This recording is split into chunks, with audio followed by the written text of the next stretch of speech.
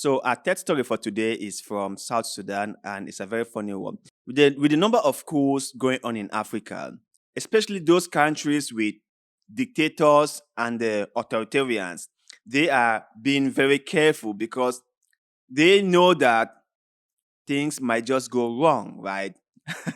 And before they know, they might just have a coup in their country. So they all are being very, very careful. So I want us to go through this article that I saw online, and the headline says South Sudan president sacks police chief amidst coup rumors that the president of South Sudan has sacked his police chief because of some rumors about coups. That he is worried that the police chief might be planning a coup against him. So it's better for him to act first than to regret. It's better to be safe than to be sorry. So he just went ahead and sacked the police chief. But let me say this before we continue, right? If the police chief was actually planning to stage a coup, won't this give him enough leverage to actually go through with it? Or will this sacking like toward his whole plan of staging a coup? Because I believe that the police chief cannot just stage a coup all by himself, right? He needs to work together with the intelligence department and also the military. So I don't know if they sack the military generals too or members of their intelligence community, because they all have to work together, especially those from the presidential guard. They are very important when planning any coup or when staging any coup. But let's continue. South Sudan president has dismissed the country's inspector general of police following rumors of a coup attempt. The president, in his decree read out on the state-owned South Sudan Broadcasting Corporation on Tuesday, did not state any official reason for their decision. However, it comes just days after reports of unrest within the Presidential Guards, also known as Tiger Battalion, and the National Security Service, with sources claiming that around 27 officers from both security agencies were arrested. General Belloc was appointed to the position in February 2018, having previously served as the Director General of Nationality, Passport and Immigration. President Kidd has also appointed Lieutenant General Atem Maro Bear as the new Inspector General of Police. The new police chief was previously the Director General of the Interior Ministry's Directorate of Civil Registry, Nationality, Passport and Immigration. The dismissal of General Belloc and the appointment of General Bear are the latest in the series of changes to South Sudan's security sector.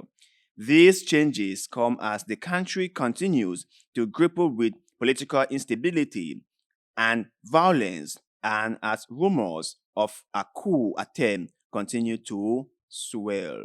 So you can hear what is going on in South Sudan, right? Power struggle is taking the front line, and the political elites are fighting each other. Coups in Africa are something that are very, very common nowadays. And I have to say this, right? I spoke intensively about the coup in Niger, in Burkina Faso, and in Mali. And some of my African brothers and sisters thought that I am a coup supporter, that I am someone who loves to see coups happening around Africa. That is not my take. That is not what I think. I believe that changes are needed. I believe that we need change to take place. I believe that things have to change. And when you have a system in place where the poor are disfavored, where the poor are not viewed as any kind of people that need things, where the rich have every single thing they want, but the poor can barely afford to eat. You begin to ask yourself if that is a fair system. You begin to ask yourself whether or not these coups might be a way out. Now, we do not know if these coups are the solutions to the problem. We do not know that. But we cannot just stay and not do anything, right? At least something is better than nothing. Anything is better than nothing. We have to try something. It might be great or it might be horrible. But the bottom line is we need to try something. Okay. We have tried elected elites, elected representative, one person, one vote. We've tried that. We've tried democracy. And look at how far we've gone. Look at where we are. Look at all the countries in Africa that are proud to say they are democratic countries. Can you see them? Most of them have authoritarian leaders. Most of them have leaders who have been there for many years. And they have managed to change the constitution to their favor. They have managed to seize power for themselves. They have managed to corrupt every single government elite or opposition parties. They are essentially running the state as a one-party state. They win elections year in, year out. Always. Landslides, victory. Well, when you see this, you come to ask yourself, shouldn't we try something else? Shouldn't we try maybe coups? Who knows? It might work out or it might not work out. But shouldn't we try first? And that has always been my point. Not that I support coups in Africa. No, I do not support coups in Africa. Nobody supports military regimes in a country. And I do not. But then again, when you look at all what we've been through,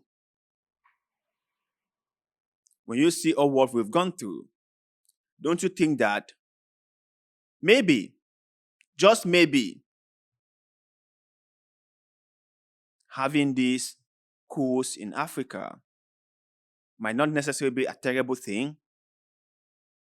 That might just be something that gets us somewhere? That is my whole point. Because at a certain point in time, we need to have changes take place. We need to try something new.